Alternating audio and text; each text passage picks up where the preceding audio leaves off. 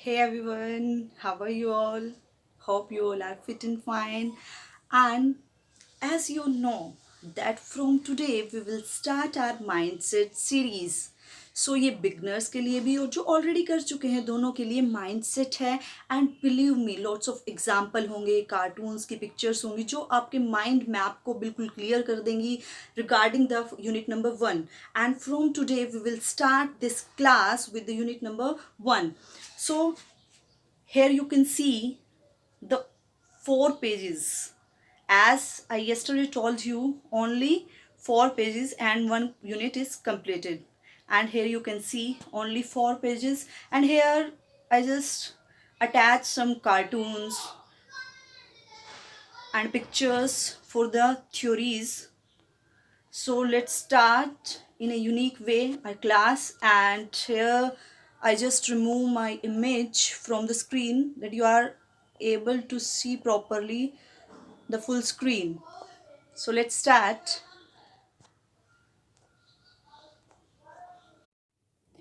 And guys आपको syllabus देखने की भी रिक्वायरमेंट नहीं है क्योंकि मैंने बिल्कुल सीक्वेंस में जो हैं टॉपिक्स जो हैं कवर किए हैं. लेट्स स्टार्ट विद द संख्या. एंड संख्या के साथ आप यहाँ देख पा रहे हैं योगा. ये मैंने जानबूझ के लिखा है यहाँ पर क्योंकि जो संख्या है उसको कंपेयर किया जाता है विद द योगा. क्योंकि क्या कहा जाता है कि जो संख्या है वो हमारा क्या है, थ्योरेटिकल एस्पेक्ट है, जबकि जो योगा है तो आपको पता होना चाहिए किसके रिगार्ड में वो एक थ्योरेटिकल एस्पेक्ट है. तो जो संख्या है वो योगा के रिगार्ड में थ्योरेटिकल एस्पेक्ट है और जो योगा है उसी का एक प्रैक्टिकल एस्पेक्ट है. इनमें सिर्फ एक ही डिफरेंस है, दैट इज गॉड. यानी कि जो संख्या फिलोसफी है उन्होंने डिनाई किया है गॉड को और योगा ने एक्सेप्ट किया है गॉड को. लेकिन फिर भी बहुत सारे बच्चे इस बात में कंफ्यूज होते हैं कि जो हमारी संख्या फिलोसफी है उन्होंने गॉड को डिनाई किया है, नहीं मानते वो भगवान को बिल्कुल नहीं मानते. वो कहते हैं सृष्टि की जो उत्पत्ति है वो भगवान ने नहीं की है. तो फिर भी ये थीस्ट में क्यों आता है? क्योंकि जब भी हम फिलोसफी की बात करते हैं तो जो थीस्ट और अथीस्ट को डिवाइड किया जाता है on the basis of Vedas. तो यहाँ पर गॉड को नहीं, वेदास को मानकर. तो जो वेदास को मानते हैं, एक्सेप्ट करते हैं, वो थीस्ट होते हैं. जो उनको रिजेक्ट करते हैं वो क्या होते हैं, अथीस्ट होते हैं. तो यहाँ पर इन्होंने गॉड को डिनाई किया है. ठीक है.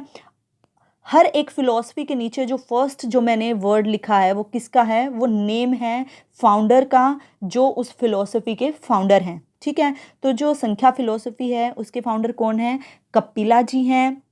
ये कॉम्बिनेशन है 2 फिलोसफीज का, योगा एंड संख्या. ठीक है. Practical aspect and theoretical aspect. Dualistic है. अल्टीमेट रियलिटी किससे मानते हैं, प्रकृति और पुरुषा को. ये सीक्वेंस ऑलमोस्ट हमेशा एग्जाम में देखने को मिलता है. ठीक है. SRT ये कंसेप्ट, सात्विक, राजस और तामसिक, ये 3 गुणों के बारे में बात करते हैं. पुरुषा, प्रकृति, बुद्धि जिसको महंत भी कहा जाता है, और उसके बाद अहंकारा जो कि हमारे एक्शंस होते हैं. ठीक है. अब बात करते हैं पुरुषा. पुरुषा को इन्होंने क्या माना है, सबसे ऊपर, सुप्रीम, बिल्कुल अमर, कि ये क्या है, अनचेंजेबल है, इसको चेंज नहीं किया जा सकता. ये एक चेतन है, एक स्पिरिट है, हाई लेवल है, ये बिल्कुल रिजिड होता है. ठीक है. प्योर है. और ये क्या है, जो पुरुषा है वो डिपेंडेंट नहीं है प्रकृति पर. Are you getting? ये क्वेश्चन बहुत बार आया है एग्जाम में कि पुरुषा जो है वो प्रकृति पर डिपेंडेंट है या प्रकृति पुरुषा पर. इसको घुमा फिरा के पूछा जाता है. तो ध्यान रहे, पुरुषा इज नॉट डिपेंडेंट ऑन प्रकृति. इवन आप यहाँ इस डायग्राम में इस तरह से लाइन लगा सकते हैं. ये ऊपर वाला पोर्शन जो है ये बिल्कुल अलग है. ठीक है. बस इसको ऊपर रखा गया है बट ये अलग है. इस पे ना तो ये किसी चीज़ का कॉज होता है और ना ही किसी चीज़ का इस पर इफेक्ट होता है. ठीक है. तो यहाँ पर प्रकृति क्या है, प्रकृति को कॉज बताया गया है लेकिन उसको हम क्या है, डायरेक्टली देख नहीं सकते, बट वो रीज़न है, वो कॉज है. और उसका इफेक्ट किस पर देखा जाता है, बुद्धि यानी कि मेहनत पर देखा जाता है. और इसकी सीक्वेंस बिल्कुल यही होती है. ठीक है. इसकी जो एपिस्टेमोलॉजी है, संख्या की एपिस्टेमोलॉजी, देखो इतना पढ़ने के बाद आप लोग समझ गए होंगे कि जो संख्या फिलोसफी है उसमें मेन क्रक्स क्या है, इसका कंक्लूजन क्या है. तो जो एपिस्टेमोलॉजी है वो क्या है, PLV यानी कि परसेप्शन, लॉजिक और वर्बल. यानी कि जो प्रत्यक्षा है, अनुमाना है और शब्दा है। ठीक है, ये क्या कहते हैं, हमें नॉलेज होती है परसेप्शन के थ्रू, लॉजिक्स के थ्रू होती है, वर्बल्स के थ्रू होती है।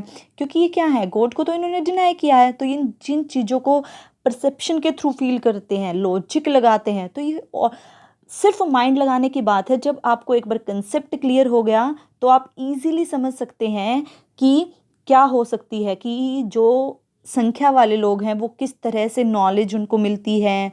ठीक है, तो जब ये गॉड को नहीं मानते, स्पिरिचुअलिटी को नहीं मानते, तो क्या करते हैं, ऑब्वियसली ये क्या है, प्रत्यक्ष चीज़ों से सीखते हैं, अनुमान लगाते हैं, लॉजिक्स लगाते हैं, और जो वर्बल टेस्टिनोमी है उसके थ्रू चीज़ों को सीखते हैं। नेक्स्ट वन इज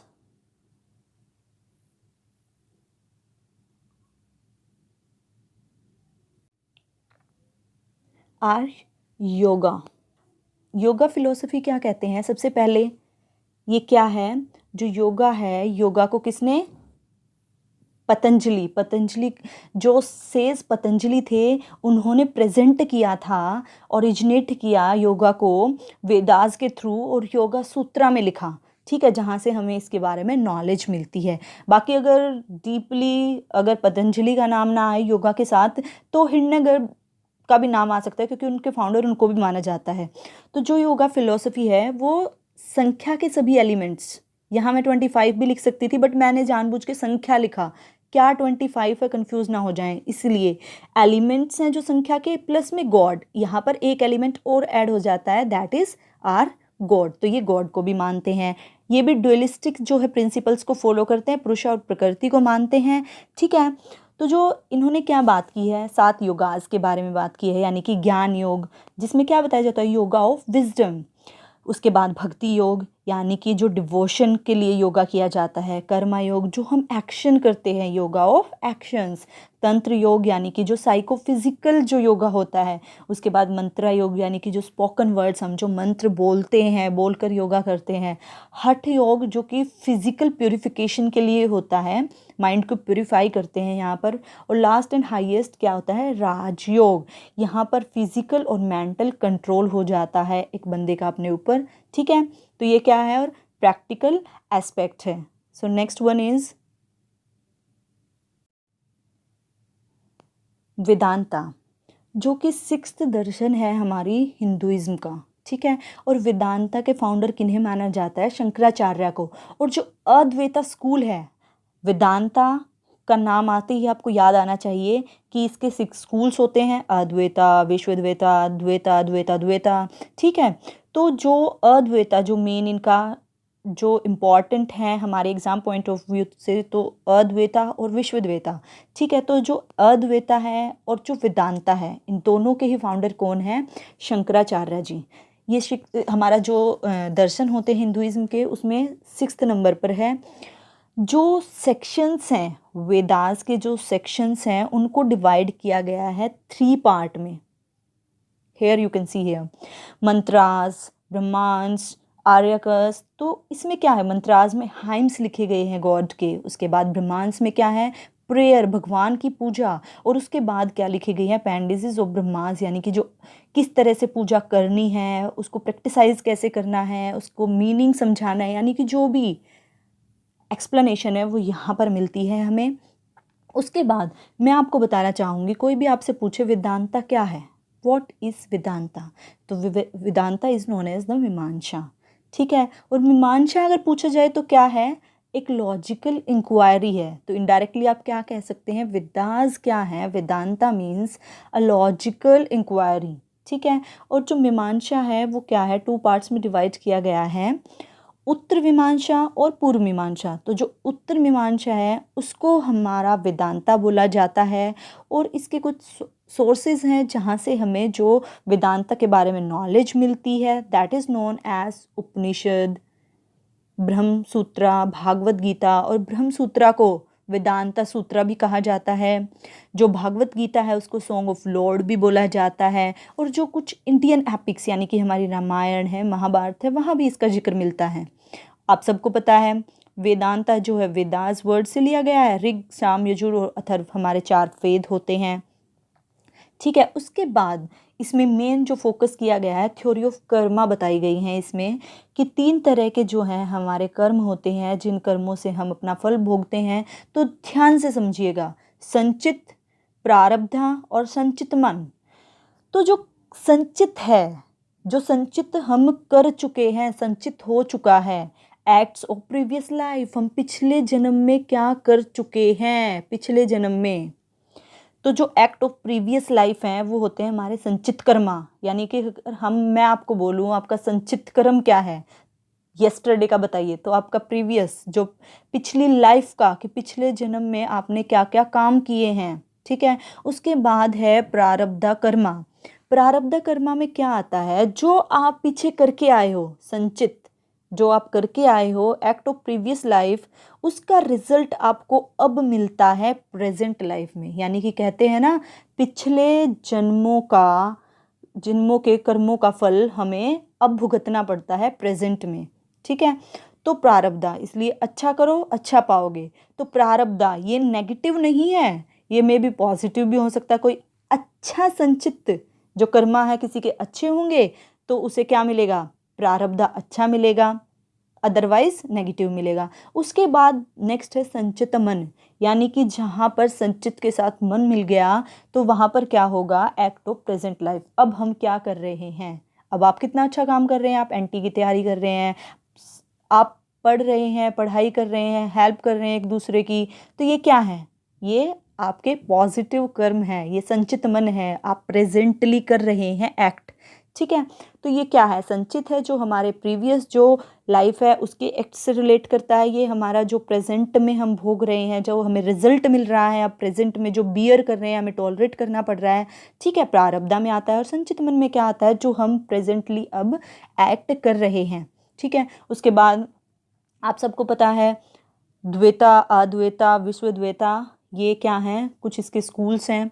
उसके बाद ये क्या कहते हैं, जो वेदांता है, कि जो हमें इसकी एपिस्टेमोलॉजी कहती है कि हमें नॉलेज, और ये किसने कहा है, शंकराचार्य जी ने ही कहा है कि नॉलेज 2 तरह की होती है, पारा और अपारा। अपारा जो होती है वो टेम्परल होती है, प्रैक्टिकल होती है, जबकि जो पारा होती है ना, देखो ध्यान रखना, पार, बिल्कुल पार चले जाओ जो। तो अपारा जो स्पिरिचुअल होती है, जो हमारी साधना होती है, जो हमें 4 वेद पढ़कर मिलती है, ठीक है। तो शंकराचार्य ने यहाँ, तो यानी कि जो हाईएस्ट नॉलेज है वो क्या है, हमारी पारा। और अपारा क्या है, जो हमारी टेम्परल, जो प्रैक्टिकल नॉलेज होती है, जो हम आज इस क्लास में ये सब्जेक्ट पढ़ रहे हैं, नेक्स्ट क्लास में ये सब्जेक्ट पढ़ेंगे, नेक्स्ट में ये पढ़ेंगे। यानी कि जैसे हिस्ट्री पढ़ रहे हैं, आयुर्वेदा पढ़ रहे हैं, तो सब्जेक्ट नॉलेज जो आएगी हमारी वो अपारा में आ जाएगी। पारा याद रखना, साधना ऐसी करो कि आप पार चले जाओ, ठीक है।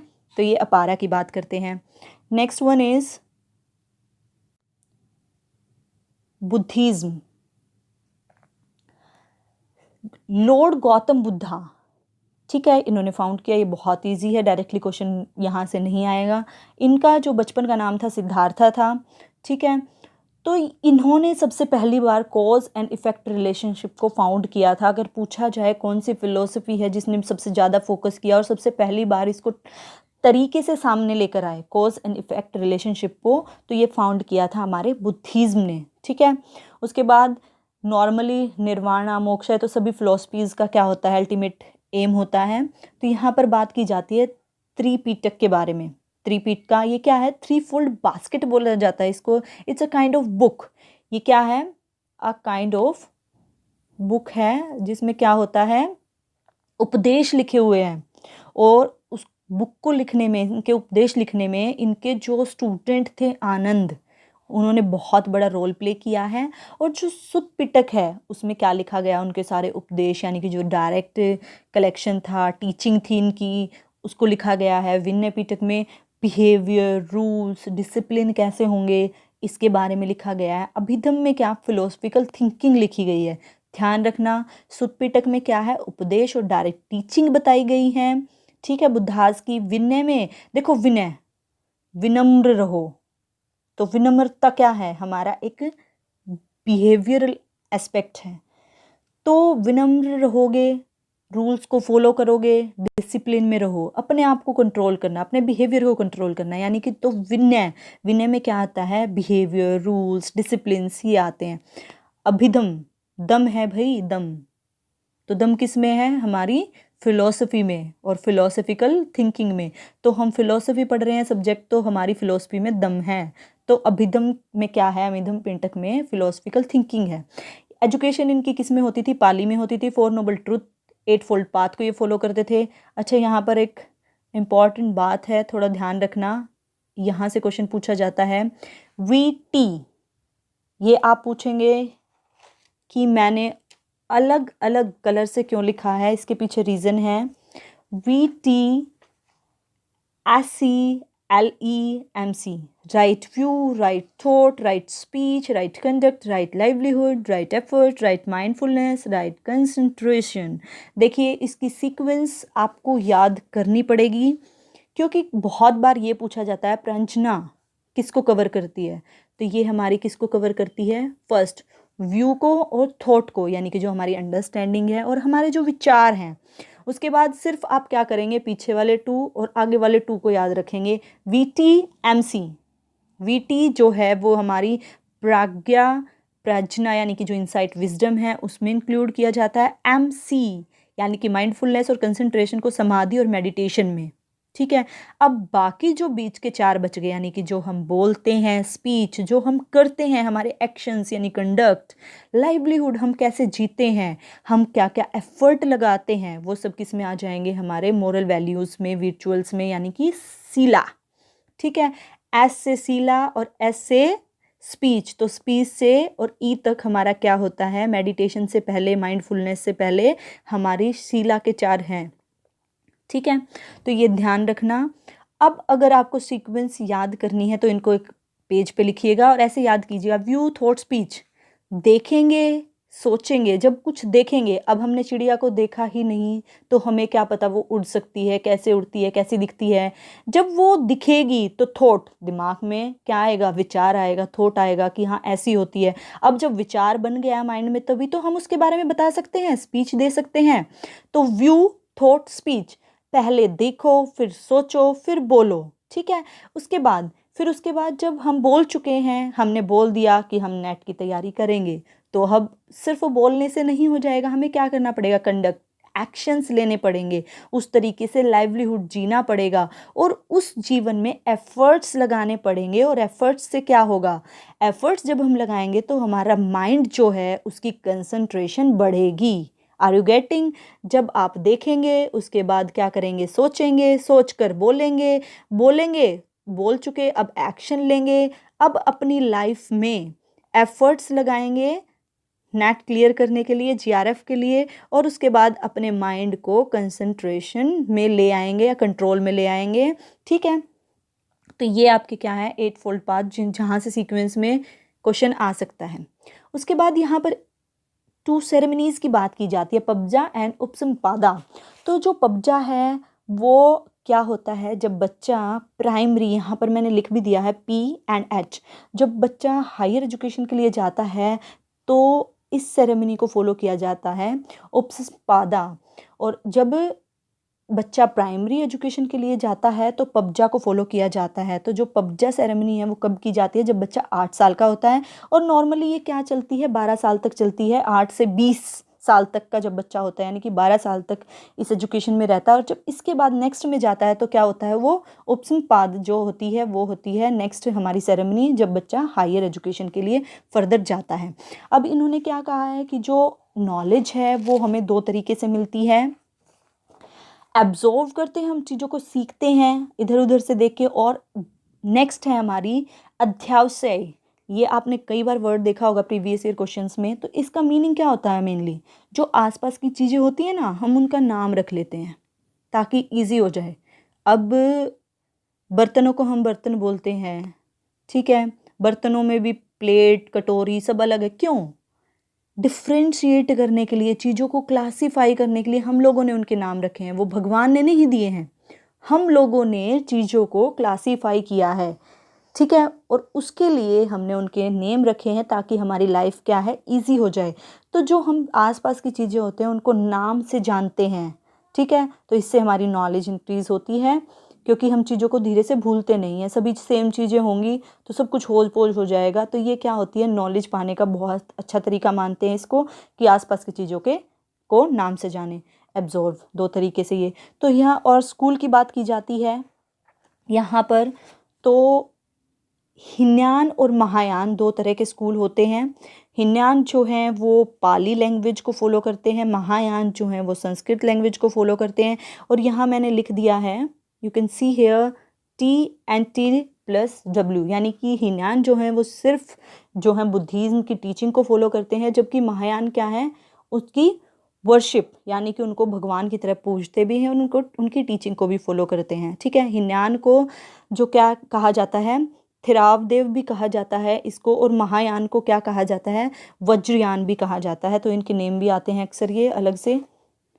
होप आपको समझ आ रहा होगा इस तरह से। और इजीली आप यहाँ देख सकते हैं कि किस तरह से शॉर्ट में लिखा गया है, कि आप एग्ज़ाम में, एग्ज़ाम डे वाले दिन भी इवन इजीली रिवाइज कर सकते हैं और बहुत अच्छे से चीज़ों को रिकॉल कर सकते हैं।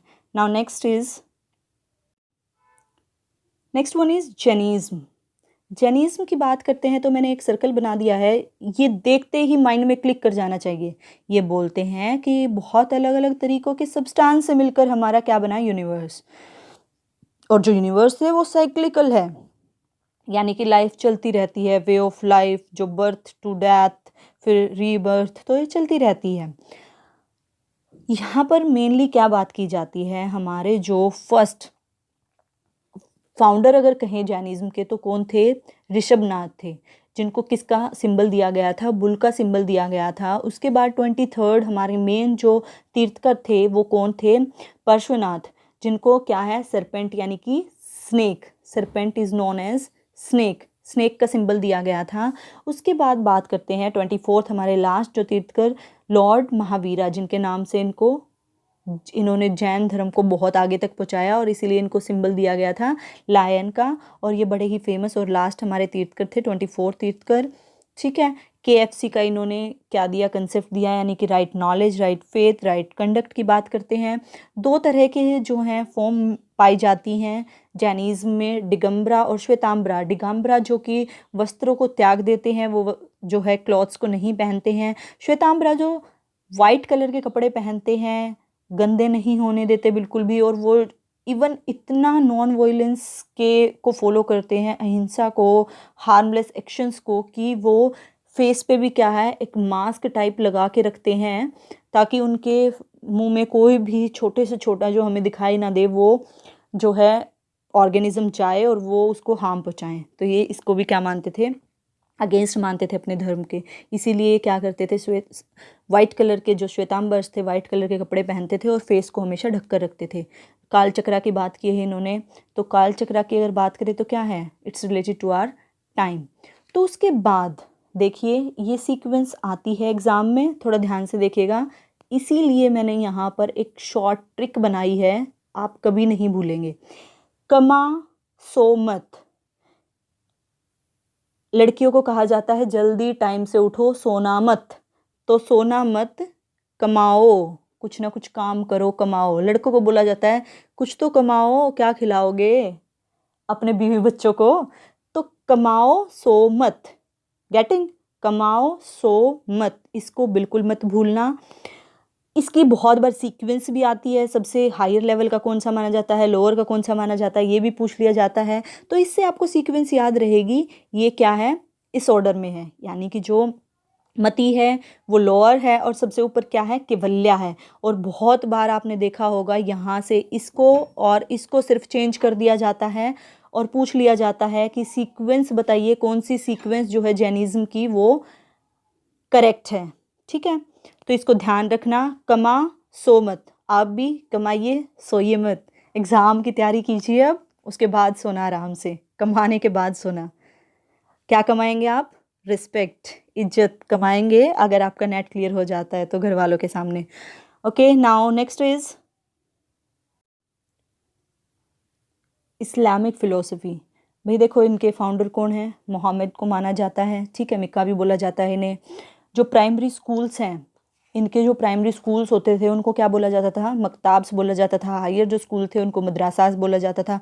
और एक बात याद रखना, जब इनका जो रिचुअल होता है, जैसे पिछली हमारे क्या था, पबजा था, ऐसे ही इनके रिचुअल को क्या बोला जाता था जब ये स्कूल में एंटर करते थे, बिस्मिल्लाह खानी बोला जाता था कि जाओ अब आप पढ़ सकते हैं जाकर बिस्मिल्लाह खानी, एक तरह का आशीर्वाद होता था पढ़ने के लिए।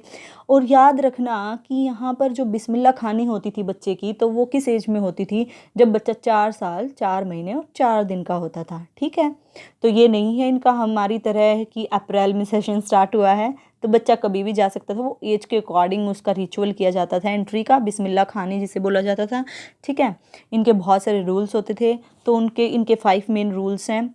जो कलमास होते हैं, यहाँ डोनेशन करते थे और सारे रूल्स को फॉलो करते थे। नमाज में क्या था, ये 5 टाइम नमाज करते हैं, ठीक है, अलग अलग सबको पता है आपको कि ये नमाज करने में कितने पर्टिकुलर होते हैं। उसके बाद ज़कात होते हैं, यानी कि जो डोनेशन होती है वो देनी होती है इन्हों, ये पुअर जो पीपल होते हैं उनको डोनेट करते हैं चीज़ें, ऑर्फन्स विडोज़ को। रोज़ा रखते हैं यानी कि फास्ट रखते हैं, हज पर जाते हैं, इनका मानना है कि लाइफ में एक बार तो हज पर ज़रूर जाना चाहिए। और ये क्या कहते थे कलमा में कि 2.5% ऑफ द मनी, 2.5% मनी जो है उनकी इनकम की, उसको डोनेट करेंगे, चाहे उनकी इनकम कम है या ज़्यादा, उसका 2.5% ये क्या करेंगे, डिनोट करेंगे, डोनेट करेंगे। और उसके बाद इन्होंने सिस्टम स्टार्ट किया, मॉनिटरिंग सिस्टम, क्लास एडमिनिस्ट्रेशन जो सिस्टम है वो भी इस्लामिक जो फ़िलॉसफी है इन्होंने स्टार्ट किया। अच्छा, इनकी कुछ डिग्रीज़ होती हैं, मैंने यहाँ लिख दिए हैं, 3 टाइप की डिग्रीज़ होती हैं। इनको देखो कैसे याद रखेंगे, काबिल, जो काबिल हो गया है, हम लोगों में बोलते नहीं है अब तू कमाने के लायक हो गया, काबिल हो गया है। काबिल यानी कि लिटरेचर, जब आप हिंदी इंग्लिश लिटरेचर पढ़ने के लायक हो गए हैं, तो लिटरेचर अगर आपने किया है लिटरेचर, तो आपकी डिग्री मिलती है काबिल की, काबिल हो चुके हैं। उसके बाद आप याद रखिए फाजिल, ठीक है। फिलोसफी एंड लॉजिक, जो फाजिल की डिग्री मिलती है वो किसको मिलती है, जो फिलोसफी और लॉजिक, अपने लॉजिक्स को झाड़ता हो, ठीक है, जो फालतू बोलता हो, जिसको बहुत ज़्यादा फिलोसफिकल आदमी होते हो, बहुत ज़्यादा फिलोसफी नहीं झाड़ते अपने, ये नहीं करना चाहिए वो करना चाहिए, हर चीज़ में अपना लॉजिक लगाते, तो याद रखना फालतू, फाजिल, जो फालतू लोग होते हैं वो देखो ऐसा रियल में होता नहीं है, क्योंकि फालतू लोग फिलोसफी अच्छी झाड़ नहीं सकते ना अच्छे लॉजिक लगा सकते, बट याद रखने के लिए जो फाजिल को याद रखना, फालतू बोलते हैं, फिलोसफी झाड़ते हैं, अपने लॉजिक लगाते हैं, तो फिलोसफी और लॉजिक की जो डिग्री होती थी उसे फाजिल कहा जाता था। अब आलिम, जैसे कि नाम से ही पता चल रहा है किसी धर्म का नाम है आलिम, तो ये रिलीजन जो धार्मिक चीज़ों से जो करते थे, डिग्रीज करते थे, उन डिग्रीज़ को क्या बोला जाता था, आलिम। तो ये कुछ हमने किया है किसके बारे में, हमारी Indian philosophies. Now we will proceed towards our western philosophies. देखिए, आइडियलिज्म फोकस करते हैं आइडियाज़ पर, ये आप बहुत दिनों से पढ़ते आ रहे हैं और सबको पता है। रियलिज्म रियलिटी को मानते हैं, नेचुरलिज्म जो है नेचर को मानते हैं। तो मैंने सिर्फ क्रक्स लिखा है जो आपको एग्ज़ाम डे वाले दिन रिवाइज़ करना है, तो सिर्फ वही देखिए। जो आइडियलिज्म है वो किसने दिया है, रियलिज्म किसने दिया है, नेचुरलिज्म किसने दिया है, इनको रिवाइज़ करना बहुत ज़रूरी है कि एग्ज़ाम में माइंड बिल्कुल सेट रहे, आप इधर उधर कंफ्यूज ना हो, इसको रिवाइज़ करना। और ये ध्यान रखना जो मेन बात है कि आइडियलिज्म ने कंसेप्ट दिया है सत्यम शिवम सुंदरम, तो इनकी एपिस्टेमोलॉजी है जो क्या है, उनकी सत्यम शिवम और सुंदरम पर फोकस करती है। रियलिज्म क्या है, कॉज और इफेक्ट को मानते हैं। नेचुरलिज्म सेंस ट्रेनिंग को मानते हैं। जो प्रैग्मेटिस्ट हैं ये क्या करते हैं, देखो पी से प्रैग और पी से प्रैक्टिस सिग्निफिकेंस, तो ये क्या करते हैं, प्रैक्टिकल चीज़ों को मानते हैं। ये क्या कहते हैं, जो वर्ल्ड है वो प्रोडक्ट नहीं है। आर यू गेटिंग, ये एक प्रोसेस है, जो हमारा वर्ल्ड है, हमारी यूनिवर्स है, वो कोई चीज़ नहीं है, कोई प्रोडक्ट नहीं है, कोई प्रोडक्ट नहीं है, बल्कि क्या है, एक प्रोसेस है जो चलता रहता है और एक दूसरे पर प्रैक्टिकली क्या है, डिपेंडेंट है। पहले बात करते हैं एग्जिस्टलिज्म की। ये क्या कहते हैं, इनर कमिटमेंट, ये एक तरह से आप लगा सकते हैं जो अब चल रहा है, ठीक है। अब सब लोग क्या करते हैं, अपनी खुद की कमिटमेंट करते हैं, यानी कि पुराने से नए की तरफ जाना। एग्जिस्टलिज्म को ही अगर पूछा जाए कौन सी फिलोसफी है जो ब्रिज है between the religion and the modern culture, तो ये हमारी क्या है, एग्जिस्टलिज्म है। ये हमारी इनर जो कमिटमेंट है उसको लेकर आती है, सेल्फ रियलाइजेशन पर फोकस करती है। अब मार्क्सिज्म, मार्क्स क्लास कन्फ्लिक्ट, ये क्लास कन्फ्लिक्ट को दिखाता है, ठीक है, जो रिच और पुअर है उनके डिफरेंस को बताता है, तो ये उस बारे में बात करती है।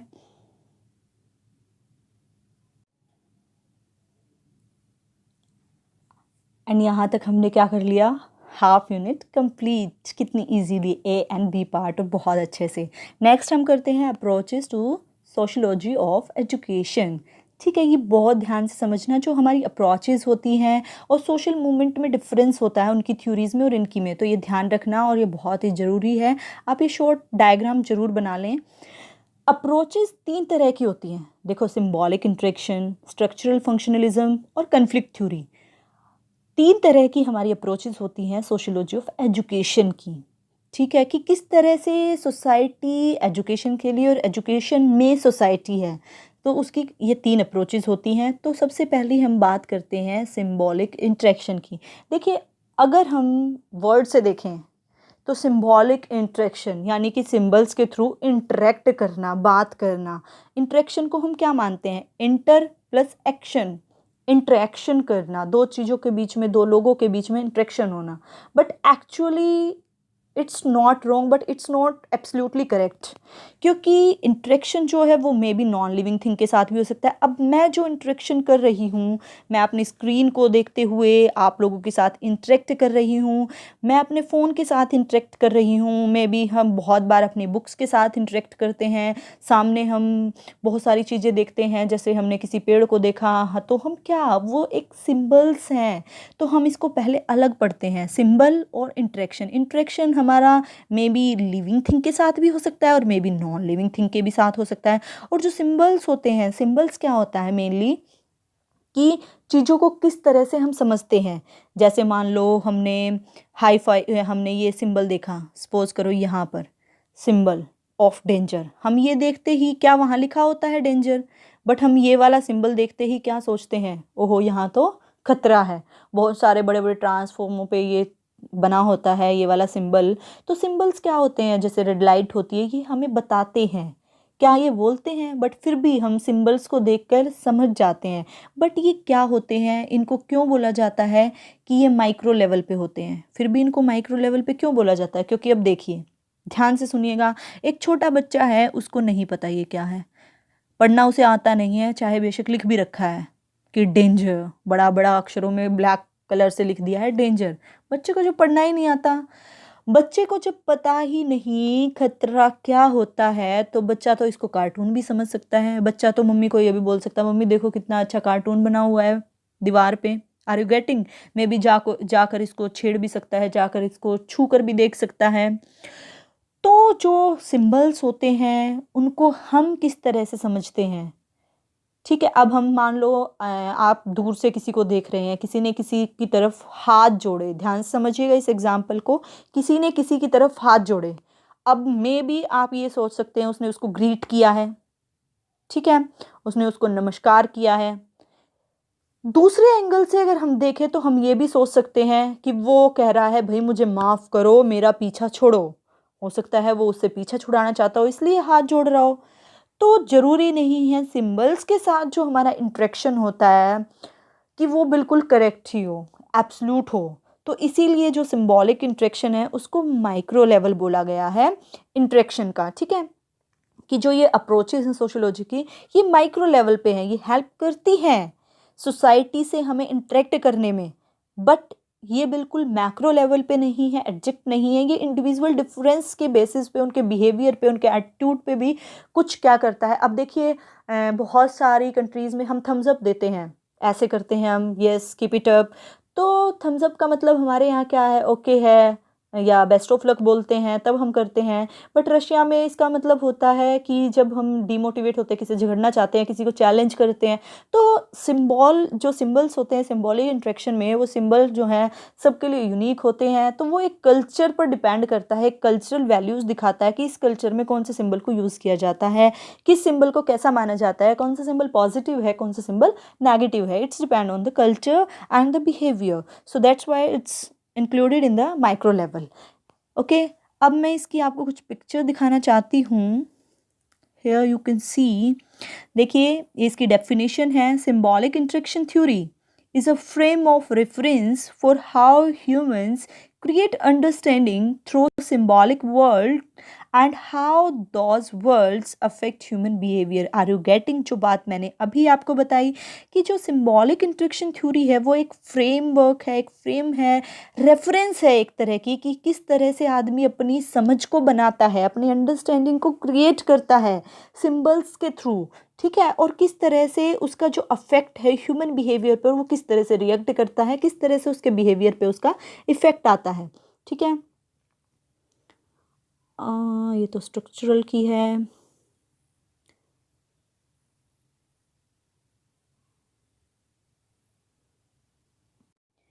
Here you can see the symbols, symbolic interactionism क्या है, ठीक है। जैसे आप लोग देख पा रहे हैं ये सिंबल, ठीक है, तो अपना अपना एक अलग सिंबल होता है और उसको हम किस तरह से ग्रैस्प करते हैं और फिर उससे किस तरह से बिहेवियर चेंज होता है, ठीक है।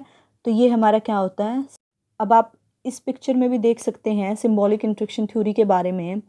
अब ये क्या सोच रही है, इसके माइंड में चल रहा है, इसकी इतनी अच्छी छाँव देखकर पेड़ की, कि मैं यहाँ पर जाकर क्या कर लेती हूँ, बैठ जाती हूँ, आराम कर सकती हूँ। लेकिन इसके माइंड में क्या चल रहा है, नहीं, पेड़ पर सांप भी आ सकता है, कीड़े मकोड़े भी आ सकते हैं, इंसेक्ट्स आ सकते हैं, ठीक है। तो ये क्या है, इनके माइंड पर डिपेंड करता है कि इस चीज़ को ये किस तरह से लेते हैं। होप आपको सिंबॉलिक इंटरेक्शन थ्योरी के बारे में बहुत अच्छे से समझ आ गया है, दोबारा कभी भी इसमें कंफ्यूज नहीं होंगे। Next one is structural functionalism theory. देखिए 2 वर्ड्स का कॉम्बिनेशन, जल्दी से समझिए। स्ट्रक्चर का मतलब क्या होता है, अरेंजमेंट ऑफ पार्ट्स। फंक्शंस का मतलब क्या होता है, एक्शंस, जो हम एक्टिविटी करते हैं, फंक्शन करते हैं, ठीक है। ध्यान रखना, सिंबॉलिक इंटरेक्शन किसने दिया है, हर्बर्ट ब्लूमर ने दिया है। जबकि अगर बात की जाए, अगर हम देखें, जो सिंबॉलिक इंटरेक्शन है वो स्टार्ट पहले किया था जॉर्ज एच मिड ने।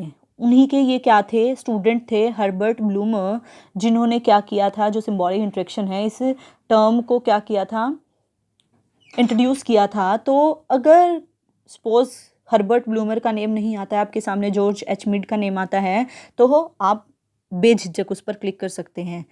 आगे देखिए, स्ट्रक्चरल फंक्शनलिज्म एमाइल डर्किम ने दिया है, और इन्होंने क्या कहा है, एग्जाम्पल याद रखना, ये सिंबल ऑफ डेंजर का, यहाँ पर ह्यूमन बॉडी का, और यहाँ पर क्लास स्ट्रगल का। अगर आप ये 3, क्लास स्ट्रगल, ह्यूमन बॉडी और सिंबल ऑफ डेंजर, इन तीनों को भी माइंड में रखेंगे और इन तीनों के नेम को ध्यान करना, इसी तरह से शॉर्ट में नोट्स बनाना, रिवाइज अच्छे से हो जाएगा, तो आप कभी भी नहीं भूलेंगे इनको। स्ट्रक्चर क्या कहा है, जैसे हमारी बॉडी डिफरेंट डिफरेंट पार्ट्स से मिलकर बनी है, हर एक पार्ट का अपना फंक्शन होता है, ठीक है। अब मैं देख रही हूँ आँखों से, लिख रही हूँ हाथों से, बोल रही हूँ मुंह से, टंग की हेल्प से, तो क्या है, ये हमारे डिफरेंट डिफरेंट बॉडी पार्ट है जो मिलकर फंक्शन करते हैं, और तब हम एक प्रॉपर तरीके से लाइफ जी सकते हैं। तो इन्होंने इस बॉडी को, ह्यूमन बॉडी को सोसाइटी के साथ रिलेट किया है, कि सोसाइटी में डिफरेंट डिफरेंट पार्ट्स होते हैं और हर एक पार्ट का अपना एक फंक्शन होता है, और वो फंक्शन और वो पार्ट्स मिलकर क्या बनाते हैं, स्ट्रक्चरल फंक्शनलिज्म बनाते हैं। और इसी पर डिपेंड है ये थ्योरी। जैसे बिल्डिंग बनाते हुए पहले ईंटों की रिक्वायरमेंट होती है, मिट्टी की होती है, सीमेंट की होती है, कंक्रीट की होती है, ठीक है। तो अलग अलग तरीके का जो वाइट वॉश भी चाहिएगा, वुडन भी चाहिएगा, आयरन भी चाहिएगा, तो डिफरेंट डिफरेंट चीज़ों से मिलकर एक बिल्डिंग तैयार होती है। तो इस तरह से डिफरेंट डिफरेंट पार्ट से मिलकर, उनके फंक्शन से मिलकर, सबका अपना फंक्शन होता है। जैसे बिल्डिंग बनाते हुए दरवाजे का अपना फंक्शन है, ठीक है, ईंटों का अपना फंक्शन है, हर एक चीज़ की रिक्वायरमेंट उसके अकॉर्डिंग होती है। अगर एक भी चीज़ को हटा दिया जाए तो बिल्डिंग खड़ी नहीं रहेगी, अगर एक भी पार्ट ह्यूमन बॉडी में ना रहे तो फंक्शनिंग पूरी बॉडी की क्या हो जाएगी, डिसइक्विलिब्रियम। और इसी तरह से जो डॉकिम है, इन्होंने कहा है कि अगर सोसाइटी में एक भी सोसाइटी का पार्ट जो है वो बिगड़ जाता है, उसको हटा दिया जाता है, तो क्या होता है, जैसे हमारा रिलीजन है, सपोज करो हम एक पार्ट की बात करते हैं, छोटे से हमारे रिलीजन की बात करते हैं, तो जो हमारा धर्म है वो क्या काम आता है, क्या फंक्शन है उसका हमारे जो है सोसाइटी में? भाई वो हमें डिसिप्लिन सिखाता है, किस तरह से हमें रहना है, किस तरह से हमें बात करनी है, कौन कौन सी प्रैक्टिसाइज हैं जिनको हमें पूरा करना है। तो ये हमें डिसिप्लिन में रहना सिखाता है। तो हर एक चीज़ का अपना फंक्शन होता है सोसाइटी में, यही कहती है हमारी स्ट्रक्चरल फंक्शनलिज्म थ्योरी। आपको इसकी कुछ पिक्चर्स दिखा देते हैं।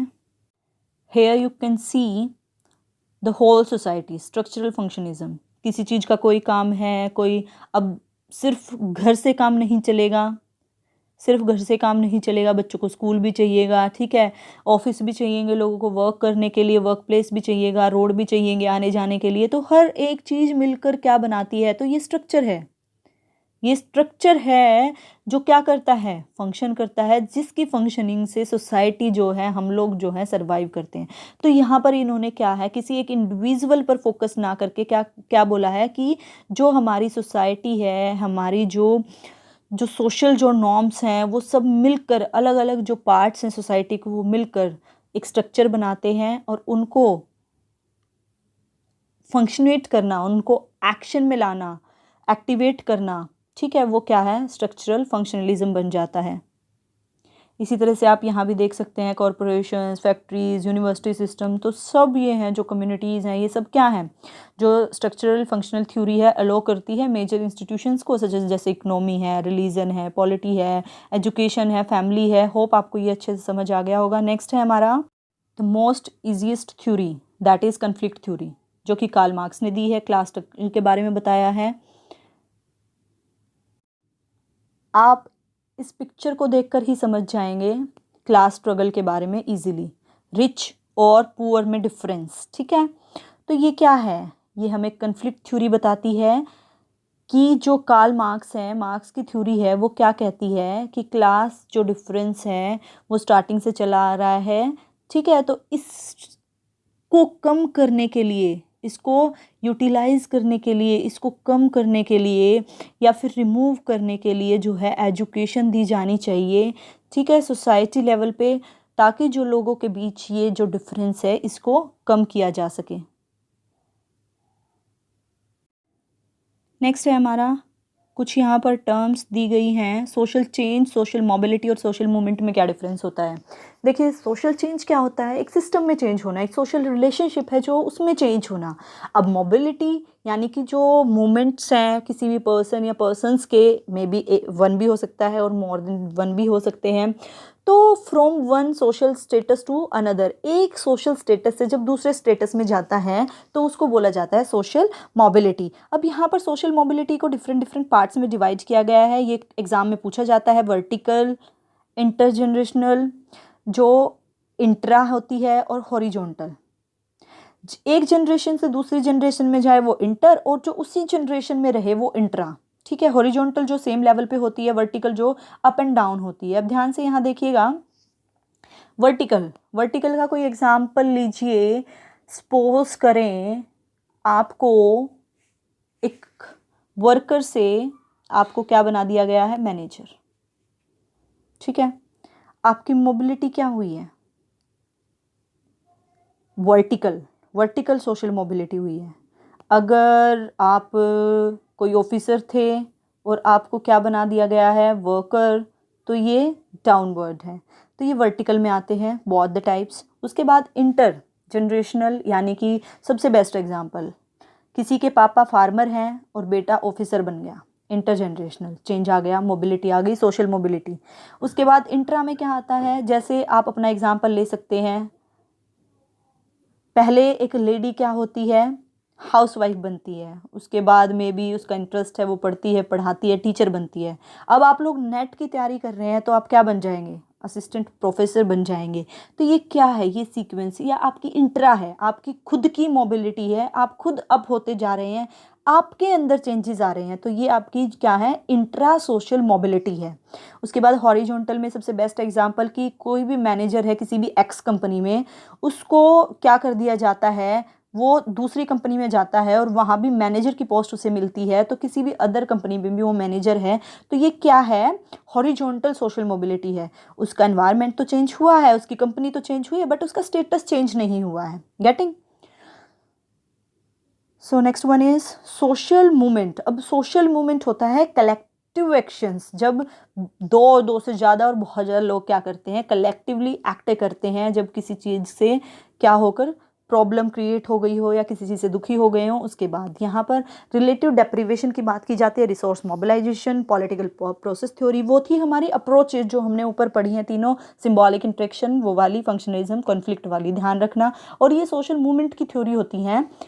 ध्यान रहे कि 10 ईयर्स का नियर अबाउट कुछ अप एंड डाउन ऊपर नीचे हो सकता है, बाकी ईयर्स इसके यही हैं, कुछ ऊपर नीचे में भी आ जाए तो थोड़ा ध्यान रखना। 10 ईयर का इनमें डिफरेंस है। सबसे पहले रिलेटिव डेप्रिवेशन आई, उसके बाद 1970 में रिसोर्स मोबिलाइजेशन, उसके बाद 1980 में पॉलिटिकल प्रोसेस, और ये जो अब चल रही है करंटली, यानी कि जो लेटेस्ट अवेयरनेस है उससे रिलेटेड। रिलेटिव डेप्रिवेशन में हम क्या बात करते हैं, जब किसी चीज़ पे, ये दो चीज़ों पे बेस्ड होती है, जब किसी का हार्ड टाइम चल रहा है या कोई रीज़न कि ऐसा क्यों हुआ, जब रीजनिंग करता है ये क्यों हुआ, ऐसा क्या कारण है, तो ये थोड़ी सी अप्रोच जो होती है नेगेटिविटी वाली होती है। जब लोगों के माइंड में नेगेटिविटी आ जाती है तो वो उन क्वेश्चनों को फाइंड आउट करने की कोशिश करते हैं। मैं एक पिक्चर दिखाना चाहूँगी आपको इससे रिलेटेड, जो आपको पिक्चर देखते ही क्लियर हो जाएगा। Here you can see, maybe भाई बहन हो सकते हैं, मे बी हस्बैंड वाइफ, जो भी हों, आप यहाँ देख सकते हैं। ये एक बड़े से घर के अंदर झांकने की कोशिश कर रहे हैं। हालांकि आपको इनको देख के लग नहीं रहा होगा कि कहीं से ये क्या हैं, गरीब हैं, बहुत ज़्यादा गरीब नहीं लग रहे हैं। जानबूझ के मैंने ये पिक्चर ली थी आपके माइंड में ये पिक्चर क्लियर करने के लिए कि रिलेटिव डेप्रिवेशन क्या होता है।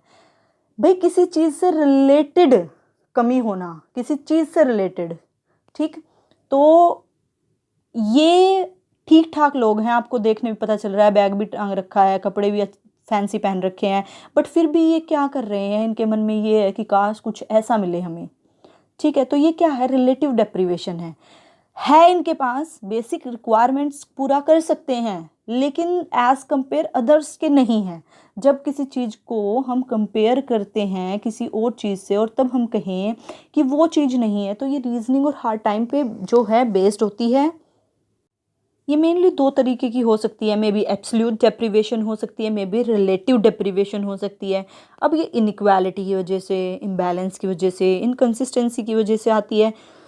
इस थ्योरी में मेनली आप 2 और 3 वर्ड होते हैं, उनको ध्यान रखना। जब कुछ कोई कन्फ्लिक्ट हो जाए, जब एनोमी यानी कि अप्रतिमानता की सिचुएशन आ जाए या मतभेद हो जाए, डिसोनेंस की सिचुएशन आ जाए, 3 वर्ड्स जो हैं वो रिलेटिव डेप्रिवेशन थ्योरी से रिलेटेड हैं। जो सिविल राइट मूवमेंट है वो हमारे जो रिलेटिव डेप्रिवेशन थ्योरी है इसी से रिलेटेड होता है। उसके बाद आती है हमारी रिसोर्स मोबिलाइजेशन, जो कि क्या होती है, नॉर्मली मटेरियल रिसोर्सेज और नॉन मटेरियल रिसोर्सेज दोनों को किसके साथ चलती है कि जो नॉलेज है, मनी है, मैन पावर है, सोसाइटी है, उसके बेसिस पे जो है, जब हमें लगे कि किसी रिसोर्स की हमारे पास कमी हो रही है, या हम देखो कई बार हमें लगता है एजुकेशन, हम एजुकेशन नहीं ले पा रहे हैं, बहुत सारी स्ट्राइक्स होती हैं कि वो ग्रुप क्या सोचता है कि उन्हें एजुकेशन से पीछे रखा जा रहा है, तो वो स्ट्राइक करते हैं कि हमें भी जो है इक्वालिटी मिले। तो किसी चीज़, किसी रिसोर्स से रिलेटेड जब हमें कमी होती है, ठीक है, उससे रिलेटेड जब हम मूवमेंट करते हैं, that is known as social mobilisation theory. उसके बाद हम बात करते हैं नेक्स्ट पॉलिटिकल प्रोसेस के बारे में। इसका बेस्ट एग्जाम्पल है जाट आरक्षण। भाई याद रखना, दूसरा कोई वर्ड मुझे बताने की भी रिक्वायरमेंट नहीं है, जाट आरक्षण। जब हमें लगता है जो गवर्नमेंट कर रही है, जो पॉलिटिकल पार्टीज़ कर रही हैं, जो पॉलिसीज़ बनाई जा रही हैं, वो हमारे हक में नहीं है, तो लोग अपनी आवाज़ उठाते हैं। जैसे अब जाटों को लगा कि हमें भी आरक्षण मिलना चाहिए, जब ओबीसी को मिल गया है, जब एससीज़ को, एसटीज़ को मिल गया है, तो हमें भी आरक्षण मिलना चाहिए, ठीक है, रिजर्वेशन मिलनी चाहिए। तो इस चक्कर में उन्होंने स्ट्राइक की। तो ये क्या होते हैं, पॉलिटिकल प्रोसेस से रिलेटेड मूवमेंट्स होते हैं। न्यू सोशल, ये बहुत रीजंस हो सकते हैं इसके में भी। 2 पॉलिटिकल पार्टीज़ के बीच में कन्फ्लिक्ट हो गया है, जो ग्रोथ है पॉलिटिकल पार्टीज़ में, उनमें ग्रोथ इस तरह से हो रही है कि वो एक दूसरे के बिल्कुल खिलाफ हो गए हैं, ठीक है। जो लीडिंग फैक्शंस हैं वो इनइक्वल हो गए हैं, जो सपोर्ट है ऑर्गेनाइज्ड ओपोजिशंस का वो लाइट्स हो रहा है। तो बहुत सारे रीज़न होते हैं, इफेक्टिवनेस कम हो गई है, वो अपने ही आपसी झगड़ों में लगे रहते हैं, जनता के बारे में कुछ सोचते ही नहीं हैं। तो बहुत सारे रीज़न होते हैं पॉलिटिकल मूवमेंट से कि जो पॉलिटिकल चीज़ों से हम खुश नहीं होते लोग, और जो मूवमेंट चलाए जाते हैं against the political parties. Against the policies, against the government.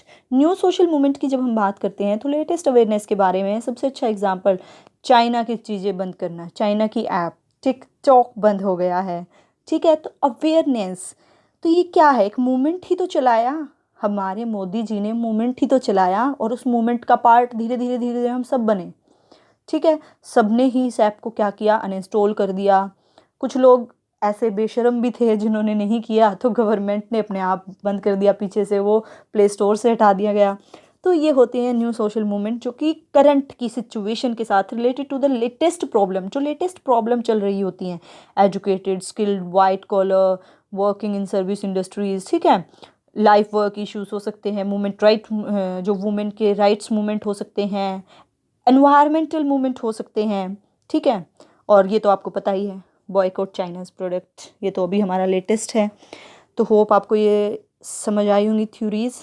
Next हम चलते हैं हमारे लास्ट पार्ट की तरफ जो कि है बहुत ही इम्पॉर्टेंट। हम पहुंच चुके हैं धीरे धीरे धीरे धीरे पढ़ते पढ़ते रिवाइज करते करते अपने लास्ट पार्ट पर, जो कि एक बहुत इंपॉर्टेंट पार्ट है। मैच द कॉलम में तो डेफिनेटली 1 से 2 क्वेश्चन यहाँ से आने ही आने हैं, तो ध्यान से समझिएगा। जो स्वामी विवेकानंद हैं, उनका बचपन का नाम नरेंद्र नाथ दत्त, जो कि एग्जाम में नहीं पूछा जाएगा। चलो, जो स्वामी विवेकानंद हैं उनको एक ब्रिज कहा जाता है, जो हमारा इंडियन कल्चर है उसके और वेस्टर्न कल्चर के बीच में। ध्यान रखना, ऐसे कौन से फिलोसफर या कौन से थिंकर थे जो ब्रिज बने इंडियन कल्चर और वेस्टर्न कल्चर, वेस्टर्न कल्चर की तरफ जाने वाले सबसे पहले थिंकर थे ये हमारे। तो ये ध्यान रखा जाए, तो ब्रिज कौन थे, स्वामी विवेकानंद। INP, कंफ्यूज मत होना, ये क्या है, आइडियलिस्ट, नेचुरलिस्ट, प्रैग्मेटिस्ट। यानी कि यहाँ से आप समझ गए होंगे कि ये क्या कहते थे। ये मेनली जो इनकी थिंकिंग थी, इस लाइन से क्लियर हो जाएगी, knowledge in inherent in man. Knowledge है ऑलरेडी आदमी के पास होती है, बस उसे निकालने की ज़रूरत होती है, ठीक है। इन्होंने स्ट्रेस किया है करेक्टर डेवलपमेंट एजुकेशन पे। करेक्टर एजुकेशन यानी कि आदमी को आदमी बनाना है, उसके करेक्टर को डेवलप करना है। समझ आया? ये 2 लाइनें अगर समझ आ गई हैं तो आप मतलब कि थोड़ी सी अंडरस्टैंडिंग लगाकर भी मैच कर सकते हैं। नॉलेज इनहेरेंट होती है आदमी में, और आदमी को ऐसी एजुकेशन दी जानी चाहिए जो उसको आदमी बना सके, यानी कि करेक्टर डेवलपमेंट की एजुकेशन पर स्ट्रेस डाला इन्होंने। तो इससे रिलेटेड इनकी जो बुक्स हैं, इनके वर्क हैं, मैन मेकिंग एजुकेशन, आदमी बनाओ एजुकेशन, सेल्फ एजुकेशन, अपने आप को एजुकेट करो, ठीक है, वुमेन एजुकेशन, इन 3 तरह की एजुकेशन पे फोकस किया है। और स्वामी विवेकानंद जी को फाउंडर माना जाता है रामकृष्णा मैथ एंड रामकृष्णा मिशन। ध्यान रखना, रामकृष्णा मैथ और रामकृष्णा मिशन का फाउंडर माना जाता है इन्हें। दोबारा से ध्यान की रखिए, वेस्टर्न की तरफ जाने वाले पहले थिंकर हैं ये ब्रिज थे इंडियन कल्चर और वेस्टर्न कल्चर के बीच में। ये प्रैक्टिकल नॉलेज को फोकस करते, प्रैक्टिकली चीज़ों को सीखने में विश्वास करते हैं। ये कहते हैं नॉलेज तो अंदर होती है इंसान के, बस उसको निकालने की ज़रूरत है, ठीक है। तो ये आदमी को आदमी बनाना चाहते थे, उसके करेक्टर को डेवलप करना चाहते थे, उससे रिगार्डिंग इन्होंने बहुत सारे काम किए हमारे लिए, ठीक है। उसके बाद हमारा नेक्स्ट आता है रविंद्रनाथ टैगोर। इसको अवॉइड कीजिए, महात्मा गांधी को अवॉइड कीजिए। अभी देखिए, अवॉइड का मतलब ये नहीं है कि हम नहीं करेंगे, बहुत इंपॉर्टेंट है इसलिए कह रही हूँ, पहले सुनिए ध्यान से। स्वामी विवेकानंद बहुत इजी है, man making, self education, women education, bridge, I think ये तीनों चारों चीज़ें आपको याद हो गई होंगी, ठीक है। अब उसके बाद, क्योंकि हमें हमेशा क्या रखनी चाहिए, ऐसी अप्रोच रखनी चाहिए जो सिंपल से कॉम्प्लेक्स की तरफ जाए। अरबिंदो, अब इन्होंने देखो life divine, integral education, Savitri, Mirambika, seer of Pondicherry ने कहा जाता है। तो ये अरबिंदो के बारे में है। देखो, आपको यहाँ से स्वामी विवेकानंद की याद करनी है, यहाँ से अरबिंदो की बहुत अच्छे से, क्योंकि ये बहुत कम है। लाइफ डिवाइन पे, इंटीग्रल एजुकेशन पे आप देखेंगे हर शिफ्ट में एक क्वेश्चन आया है। उसके बाद यहाँ पर आते हैं हम जे कृष्णामूर्ति। जहाँ जे कृष्णामूर्ति की बात आ जाए, कृष्णा भगवान को सब जानते होंगे, होप। बड़े ही नटखट बालक थे वो, कभी भी बंधन में नहीं रह सकते थे, आजाद, आज़ादी के दीवाने तो फ्रीडम। जहाँ आपको फ्रीडम दिखे कि दिमाग को तेज रखना, आज़ाद रहना, किसी की ना सुनना, वो जे कृष्णा मूर्ति के काम थे। बस freedom from the unknown, first last freedom, total freedom, awaking of intelligence, अपना दिमाग लगाओ, किसी तरह से आज़ाद हो। कृष्णा बहुत दिमाग लगाते थे ना शरारतों में, ठीक है। सिग्निफिकेंस ऑफ लाइफ, अपनी लाइफ को किस तरह से जिए। द ओनली रिवोल्यूशन, रिवोल्यूशन करो, ठीक है। इनको वर्ल्ड गुरु भी कहा जाता है क्योंकि ये वर्ल्ड टूर पे रहते थे, बड़े घूमते थे, घूम घूम के लोगों को फ्रीडम के बारे में बताया करते थे, ठीक है। तो ये नटखट हमारे कृष्णा जी हैं, फ्रीडम फाइटर, याद रखना तुम। होप यहाँ से आपको कृष्णा के बारे में याद हो गया होगा। आगे है फूलो फ्रेयर। इसको कौन नहीं जानता भाई, हमारी पैडालॉजी। आज हम बच्चों को समझ पा रहे हैं, बच्चे हमें समझ पा रहे हैं, हम अंडरस्टैंडिंग डेवलप कर पा रहे हैं जस्ट बिकॉज ऑफ फूले, ठीक है। तो भूलना मत, पी से फूले, पी से पैडालॉजी। इनको पैडालॉजी के फादर, क्रिटिकल पैडालॉजी के फादर भी कहा जाता है, ठीक है। तो जहाँ भी बात आए समझ पैडालॉजी की पढ़ाने में, वहाँ पर फूले आएगा। Pedagogy of oppressed, pedagogy of freedom, city, pedagogy of city process, pedagogy of heart, pedagogy of cultural action for freedom, ठीक है। और हाँ, सेक्रेटरी कौन रहे एजुकेशन के? फूले। और बैंकिंग कंसेप्ट किन्होंने दिया एजुकेशन का? ध्यान रखना, फूले ने।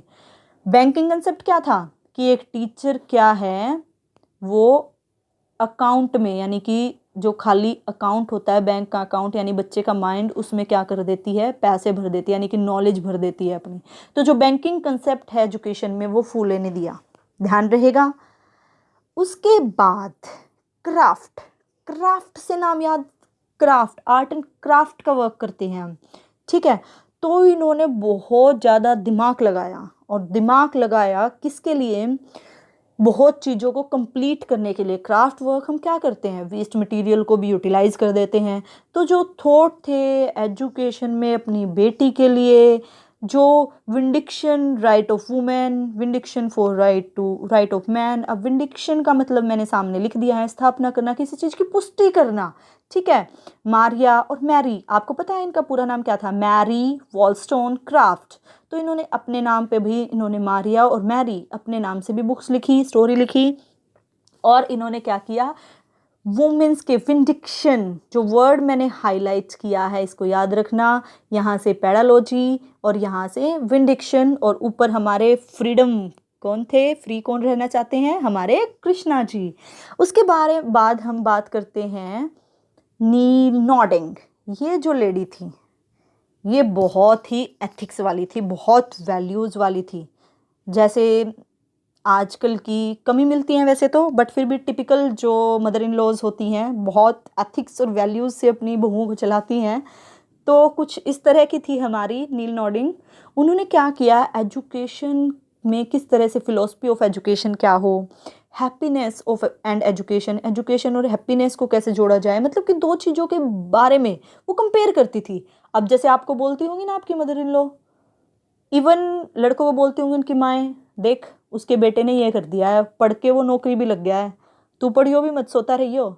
बहुओं को कहा जाता है कि देख उनकी बहू की आवाज़ तक नहीं आती, इतनी अच्छी बहुएं आई हैं सबके घर।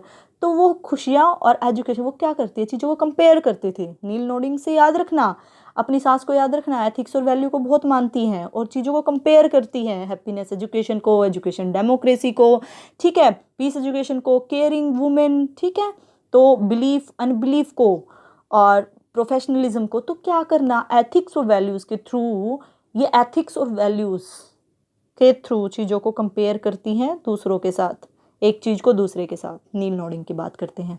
उसके बाद सावित्रीबाई फूले, जो कि वुमेन सेवा मंडल, सॉरी हम महिला की जगह मैंने वुमेन ही लिख दिया, महिला जो सेवा मंडल है उसमें थे ये। काव्या फूले, देखिए फूले के नाम से ही पता चल जाएगा, काव्या फूले इनकी कविता, ये एक कवित्री थी, तो ध्यान रखना। तो इन्होंने कविताएं लिखी हैं, मेनली पोएट्री।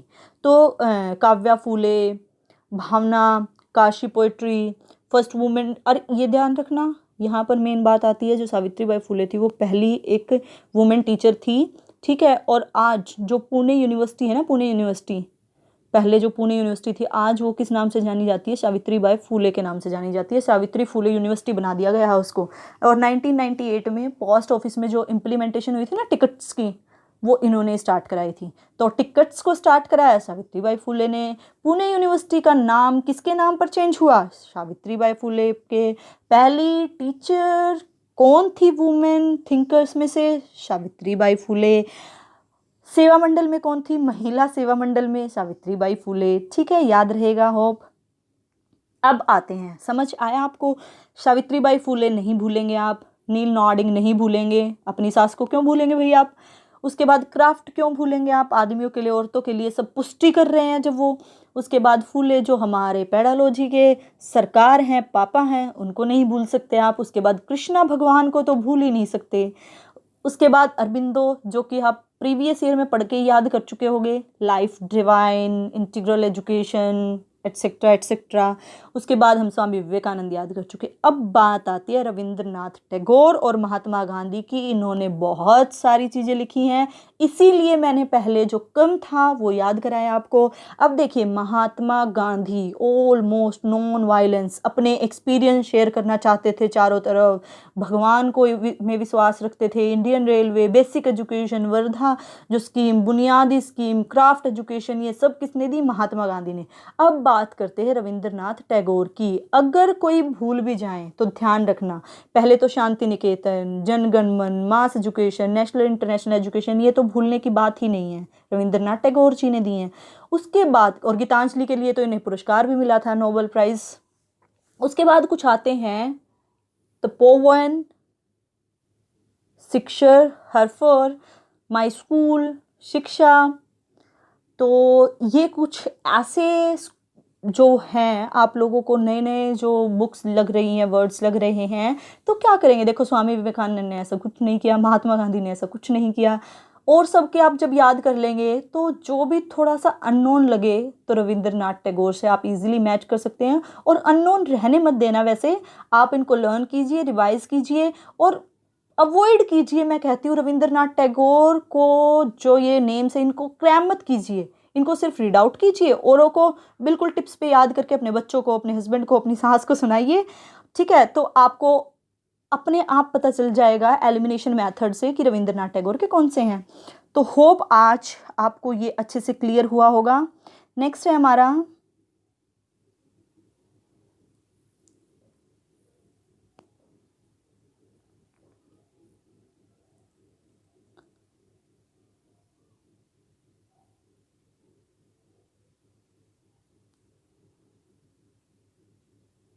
सोशलिज्म। ये छोटा सा टॉपिक है, आपको इनका मीनिंग बस क्लियर होना चाहिए।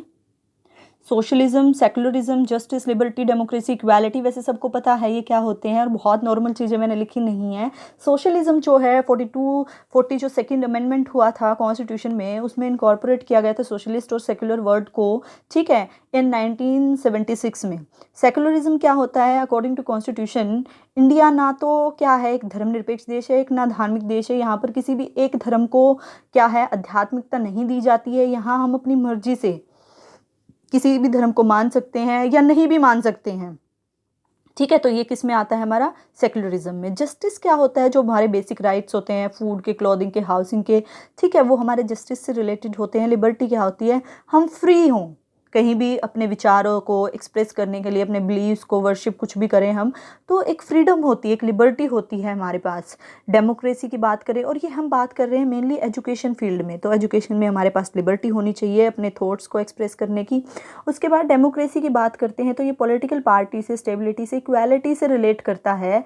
कि देखो, एक नॉर्मल सी हम बचपन से पढ़ते आ रहे हैं, डेमोक्रेसी जो फॉर्म ऑफ गवर्नमेंट होती है, to the people for the people. ठीक है, तो ये क्या है, डेमोक्रेसी होती है कि एक इक्वालिटी होती है related to the political stability, और ये एक वैल्यू होती है, ये कोई पर्टिकुलर हमारे पास वो नहीं है, ये एक फॉर्म है और ये एक वैल्यू है कि जरूरी नहीं है कि डेमोक्रेसी होगी। अब मान लो क्लास में एक टीचर पढ़ा रहा है, इट्स गुड कि वो डेमोक्रेटिक तरीके से पढ़ा रहा है, बट ज़रूरी नहीं है टीचर हर समय डेमोक्रेटिक रहे, उसको बहुत बार होमवर्क देते हुए कई बार जब बच्चे अच्छा रिस्पॉन्स नहीं, ऑटोक्रेटिक भी होना पड़ता है। तो ये कोई कंपल्शन नहीं होता। जैसे कि अगर हम कहें सेकुलरिज्म है, इक्वालिटी है, देखो इसको हम नहीं हटा सकते। सेकुलरिज्म है तो है, अब हम यहाँ ये नहीं कह सकते सिर्फ शिव जी को पूजेंगे, सिर्फ हिंदू जो धर्म को मानने वाले लोग हैं वो रहेंगे, नहीं, हम नहीं कह सकते। बट यहाँ हम कुछ हद तक क्या कर सकते हैं, अपनी मर्जी से ऑटोक्रेटिक मेथड को भी यूज़ कर सकते हैं। इक्वालिटी का मतलब क्या होता है, नो डिस्क्रिमिनेशन, कि किसी भी तरह का भेदभाव ना किया जाए। होप आपको ये वीडियो पसंद आई होगी, आपकी रिवीजन अच्छे से हुई है, और जो बिगिनर्स हैं प्लीज़ डरे ना, उनका भी एक माइंड सेट हो गया होगा कि किस कंसेप्ट को हमें किस तरह से पढ़ना है। उनके लिए एक इंट्रोडक्शन अच्छा था ये, और जो पहले से कर चुके हैं उनकी होप रिवीजन अच्छी हुई होगी।